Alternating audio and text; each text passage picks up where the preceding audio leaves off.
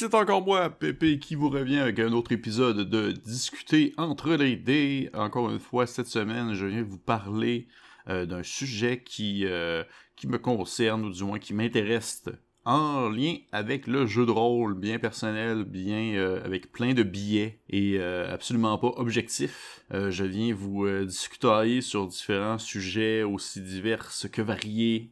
Les derniers épisodes portaient surtout sur Tasha et les nouvelles sous-classes qui se trouvaient à l'intérieur du volume. Mais cette semaine, il s'agit d'un sujet dont j'ai été questionné à quelques reprises sur ce dernier concernant les fameux one-shots à un joueur, un DM. Comme vous pouvez voir, si vous écoutez les autres vidéos sur la chaîne, il y a dans le fond les one-shots de Root que je fais de temps en temps qui mettent de l'avant les personnages dans l'univers de Root, le jeu de société qui a été transposé en jeu de rôle. Et c'est des petits one-shots très courts à un joueur, un DM. Et nous avons également, dans le fond, l'espèce de la campagne d'introduction, le Spire Speak, que je fais avec Francis, qui lui DM dans le fond alors que je joue. Et je trouvais ça intéressant de pouvoir en parler davantage dans un contexte de discutant entre les dés parce que ça fait quelques fois que je me fais poser la question sur la manière de se prendre pour, dans le fond, DMer justement une partie avec un seul DM, un seul joueur. Donc, écoutez, ça va tourner autour de ça, ça va être assez simple, il n'y aura pas de complications ni de top 5 ou top 10 en lien avec ça. Je vais vraiment seulement laisser couler la conversation, le monologue plutôt, sur le sujet, puis on va voir où est-ce que je m'enligne avec ça. C'est sûr que pour DMer ce genre de partie-là, j'ai été chercher énormément sur Internet différents trucs, différents outils qui m'ont aidé à pouvoir parfaire, si on veut, la technique qui est favorisée dans le contexte de ce qu'on appelle, en anglais, on appelle ça un duel. Et parfois, il y a aussi des 1v1, comme une espèce de versus un peu à la manière du chemin d'un duel, mais j'aime bien le concept de duel, même si au final, on ne joue pas nécessairement contre le joueur, on joue avec lui dans le fond, dans le processus de créer une histoire avec seulement un protagoniste PC important. Et c'est un peu en fouillant justement les différentes zones obscures du dark web de jeux de rôle que j'ai découvert dans différents trucs que j'ai décidé de mettre de l'avant lors de mes propres parties de duel. Et je trouverais ça intéressant de, dans le fond, vous les nommer, ou du moins, vous nommer un peu les avantages, les inconvénients, qu'est-ce que je mets de l'avant, qu'est-ce que je trouve pertinent à mettre en place lorsque c'est ce genre de partie-là qui est mis, qui est favorisé, par exemple, dans un contexte de pandémie. Admettons que vous voulez faire jouer votre douce moitié à un jeu et vous voudriez DMer ou que votre douce moitié vous DM, eh bien, vous pourriez tout simplement être vous deux, face à face, les yeux dans les yeux, les mains sur les mains, avec une petite chandelle, et vos feuilles de personnages pas loin, où vous lancerez des dés afin de savoir si oui ou non, dans le plus grand des romantismes, votre personnage se fera écraser par un troll. Bref, les duels. Les duels mettent de l'avant justement un joueur, un DM. C'est une formule qui est quand même relativement assez particulière. Je pense que c'est pas nécessairement le truc le plus populaire en jeu de rôle, même si je crois que ça gagne en popularité à mesure que les années avancent, à mesure que la manière qu'on joue à un jeu de rôle, dans le fond, devient de plus en plus différente à mesure que les jeux narratifs sont mis de l'avant, l'espèce de création partagée entre les différents types de jeux aussi est mis de l'avant.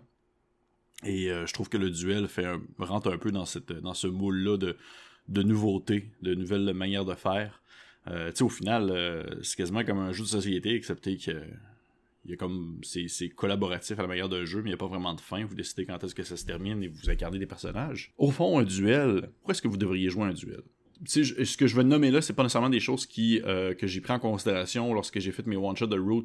C'est pas tous des éléments que j'ai pris en considération, parce que il y en a qui étaient pas du tout simplement appropriés, si on veut, au moment. C'est dans mes différentes recherches que j'ai trouvé des éléments qui pourraient être pertinents selon la personne et selon la situation.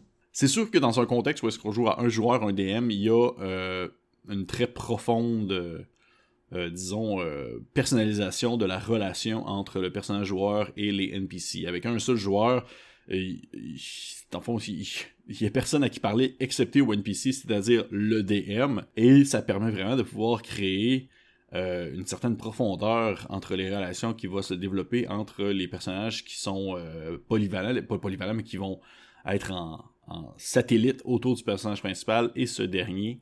Ça permet justement de peut-être au DM de peut-être un peu plus varier à ce niveau aussi en incorporant différents types de personnages qui vont approfondir la relation avec le personnage joueur, que ce soit une rivalité, une relation, une amitié, une relation charnelle ou peu importe, tout simplement pour dire que ça permet une plus grande profondeur, je crois, à un seul joueur, un PC, un NPC, dans le contexte des différentes relations qui peuvent se développer, et ça ne va pas non plus créer une lourdeur ou du moins ralentir le rythme autour de la table puisqu'il n'y a personne d'autre que vous deux. Un autre élément qui est très, très cool au fait d'avoir seulement un DM et un joueur, c'est le fait de pouvoir facilement céduler en fait les parties. On le sait tous, quand on est adulte et qu'on a un job, une famille, des obligations, des choses à gérer, des fois ça peut être extrêmement difficile de pouvoir réunir plusieurs personnes autour de la même table durant plusieurs heures, et le simple fait d'avoir un seul joueur, un seul DM, c'est tout simplement une question de logique rendue là. Ça peut être vraiment beaucoup plus facile d'organiser une partie et de faire défiler, de faire avancer dans le fond le scénario présent sans avoir à céduler une partie à tous les 4 mois, tout simplement. Il y a aussi une question en lien avec le rythme, où est-ce que ça peut être très cool de pouvoir tout simplement y aller avec le rythme du joueur, le rythme du DM. C'est une liaison qui se fait à deux. Veut pas, lorsqu'on parle, lorsqu'on communique, on communique avec quelqu'un, on discute avec la personne qui est face à nous, qui est l'unique autre personne avec qui on fait la partie, et ça fait en sorte qu'il n'y a pas vraiment... La gestion du rythme est vraiment beaucoup plus facile à deux personnes qu'à plusieurs. Ça permet vraiment de pouvoir... disons, moduler ou gérer au besoin selon l'envie des deux. Et il n'y a pas de, tu sais, dans le contexte d'un combat, ou dans le contexte d'une situation sociale, ou dans le contexte où est-ce que le party va se séparer, ben justement, il n'y a pas de baisse de rythme ou de moment de temps mort où est-ce que vous vous emmerdez à rien faire, ben vous tournez les pouces, vous êtes toujours au final au centre de cette attention-là, au centre de l'action, qu'elle soit réelle ou qu'elle soit, si on va dire, sociale ou directement dans un combat. Un autre élément aussi qui est quand même très cool, c'est que veut pas, ça reste très focus sur l'histoire. Ça fait un peu un lien avec l'absence de temps mort, où est-ce que au final, l'histoire qui se déroule, on suit l'aventure du personnage principal, le personnage joueur, et le simple fait d'avoir ce personnage-ci qui représente, disons, qui est au cœur de l'histoire, fait en sorte que ça va minimiser le concept d'avoir plusieurs sidequests, plusieurs objectifs variés selon les joueurs. Et ça fait en sorte que, veut pas, on reste vraiment sur la tâche. C'est quasiment la manière qu'on lit un roman, au final. Ça devient beaucoup plus intime, ça devient beaucoup plus personnel à mesure que l'histoire avance, et ça nous permet vraiment de mieux développer, disons, la trame narrative principale avec le joueur et le DM. Mais bien sûr, qui dit avantage dit également désavantage. Il n'y a pas que du positif à jouer à un seul joueur, un seul DM. Il y a des trucs qui peuvent être beaucoup plus difficiles à prendre en considération lorsqu'on est DM et qu'on décide de vouloir se lancer dans ce genre d'aventure-là. Par exemple, il y a vraiment le moins... la préparation est aussi difficile. Dans le sens que que ce soit le groupe soit... Admettons que vous faites une campagne préécrite par Donjon Dragon, que vous ayez 4 joueurs, que vous ayez un joueur, veut pas, la préparation demeure la même, et même que la préparation peut être double dans le contexte parce que vous allez devoir adapter parfois le niveau de difficulté de certains encounters, de certaines rencontres que vous allez faire au courant de la partie pour que ça puisse mieux se gérer à un seul joueur. Il y a un peu moins la place à l'erreur également. Avec le joueur, ce dernier va moins pouvoir compter sur ses pairs pour pouvoir résoudre des problèmes, ce qui fait en sorte que rapidement la vapeur peut tourner, et rapidement la situation peut changer de bord, et il y a un moment d'action qui était positif pour le joueur peut devenir négatif, et il n'y a pas des fois de retour à ce moment-là. Ça va juste aller de plus en plus mal parce qu'il n'y a personne d'autre qui peut dans le fond essayer de rattraper la balle au passage. Comme on le raconte, c'est un peu à la manière d'un roman, sauf que c'est un roman qu'on écrit à mesure qu'on le joue, donc il peut arriver des éléments qui vont nous échapper entre les doigts, et ça fait en sorte que l'erreur est humaine, et l'erreur peut avoir plus de répercussions, je crois, à un seul joueur autour d'une table.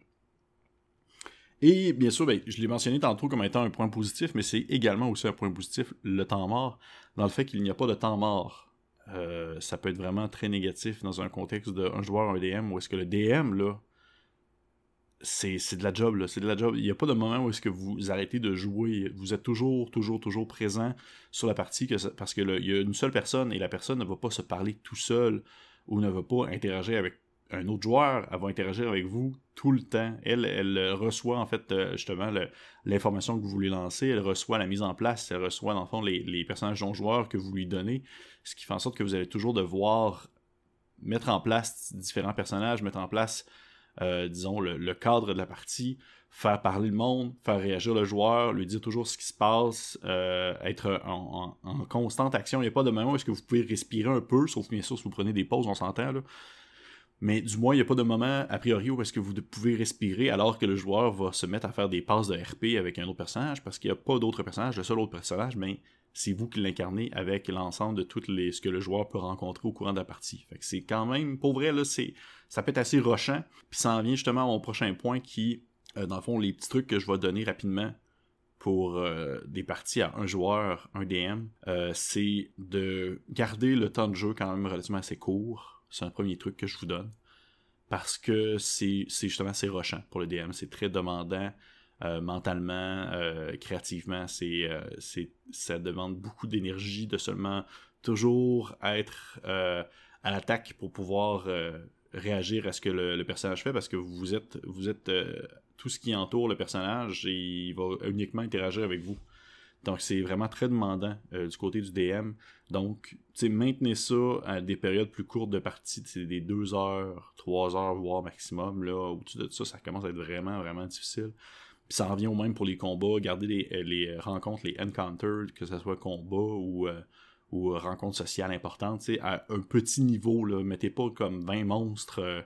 CR.5 contre votre NPC, votre personnage joueur, parce que vous allez avoir, ça devient vraiment long à gérer, puis ça peut donner l'impression aussi que ça va devenir redondant, parce que le joueur va peut-être, au final, son personnage, si admettons que c'est dans une partie de Donjon Dragon, on s'entend là, ça peut être à d'autres jeux, mais admettons que c'est Donjon Dragon, le personnage ne pourra pas comme tant changer ou varier sa stratégie au courant d'un combat si le combat justement n'évolue pas énormément, ce qui fait en sorte que ça peut devenir très redondant sur le court terme. Un autre truc que je dirais, c'est d'ignorer dans le fond les règles de mort dans un contexte d'un joueur. Ça peut seulement faire patate, je pense. Ça peut vraiment comme scraper au complet une campagne. Ça, mettons, vous décidez de tuer le personnage joueur au courant d'un encounter qui était comme vraiment très aléatoire. Je dis pas non plus de jouer trop avec de fudger les dés, comme on dit, de jouer trop sur le résultat de dés, mais plutôt de vous entendre avec le personnage joueur que lorsque celui-ci va tomber à 0 point de vie, il va soit tomber inconscient, il se réveiller plus tard, va soit être transporté par les ennemis, il va soit se faire voler de l'équipement, soit qu'à chaque fois qu'il tombe à 0, ben, il va pouvoir se réveiller, mais il va avoir un niveau d'exhaustion. Bref, c'est de baisser, si on veut, les conséquences du fait de tomber inconscient pour pas qu'on commence à faire des saving throws durant un combat. Un dead saving throw, un jet de sauvegarde contre la mort durant un combat de la part du joueur, puis que ça devient comme... Ça peut juste créer... ça peut juste, comme on va dire, briser justement votre trame narrative, je crois, à un certain point. Connaître votre personnage joueur. Connaître énormément les capacités de votre personnage, du personnage joueur que vous avez avec vous. En tant que DM, de savoir que si c'est un bard, si c'est une telle créature, on s'entend, si c'est un bard, si c'est un guerrier, un magicien, ou peu importe, de vraiment plus être prêt, mieux connaître le personnage et ses capacités, c'est plus important dans un contexte d'une personne à un joueur, un DM, que de vraiment se fier au contexte des niveaux de difficulté des monstres et du niveau du level du joueur. Parce que le joueur veut pas... faut que ça soit quand même adapté, si on veut, à son personnage, parce qu'il n'y a pas d'autres personnages qui vont pallier, si on veut, à ses faiblesses. Je pense qu'à un certain point, ça devient comme un rôle vraiment crucial à prendre en considération de la part du DM, d'être celui qui va comme un peu, en quelque sorte, gérer la partie pour que celle-ci soit adaptée à la réalité du personnage également, puis à ses capacités. Également, ben, ça c'est justement un élément qu'on a utilisé dans la campagne avec Francis de Aspire Speak, c'est d'utiliser dans le fond le concept des sidekicks, le système de sidekick, parce que ce dernier permet vraiment de pouvoir, sans nécessairement avoir un personnage joueur qui est présent au cours de la partie, mais ça permet d'avoir un petit coussin, un personnage non joueur qui va venir pallier à certains moments pour soit remplir un rôle dans un groupe qui serait important, que ce soit du côté du healing par exemple, ou même combattant, sans pour autant dire qu'il va, dans le fond, prendre la place du personnage joueur. C'est les règles dans le livre de Tasha concernant les sidekicks qui sont quand même relativement assez simples. C'est très cool, c'est très modulable au besoin, et c'est aussi très varié. Et finalement, derniers éléments que je vais mentionner, que je pense que c'est primordial dans un contexte... Oh, non, c'est pas primordial, c'est pas vrai. C'est de la grosse bullshit que je dis là. C'est pas primordial, c'est seulement un élément que moi j'incorpore parce que je trouve ça cool de pouvoir le faire, et ça me donne une certaine pause, un certain break en tant que DM, ça me permet de respirer un peu, c'est d'encourager justement la narration partagée dans la création d'un univers, dans la création d'une partie d'un jeu, une partie à un joueur, un DM, c'est d'encourager le joueur aussi à créer, en même temps que le DM anime la partie. Dans le sens où est-ce que vous, en tant que DM, vous allez pouvoir dire, par exemple, ok, ben t'arrives à tel village, tatati tatata, il y a tel monde, puis là le joueur va vous demander par exemple, hey, y a-tu une auberge pas loin? Puis là, toi, tu vas pouvoir, en tant que DM, lui demander, oui, il y a une auberge. Ben, je sais, tu sais, oui, il y a une auberge. Puis qu'est-ce qu'elle a de spécial, cette auberge-là? Laissez le joueur créer dans l'univers dans lequel il interagit, et ça vous permet, vous, en tant que DM, disons, de respirer un peu. Donc, ça ressemble pas mal à ça. Écoutez, merci encore. Merci encore d'avoir écouté ça. Je sais pas quand est-ce que cet épisode-là va être mis en ligne. On arrive au moment où je l'enregistre, on est vraiment juste un peu avant le temps des fêtes. Donc, si jamais vous l'écoutez, je vous souhaite un beau temps des fêtes. Je vous souhaite un bon début d'année 2021. J'espère que cette année va être plus calme que la 2020. Et on se dit à la prochaine fois.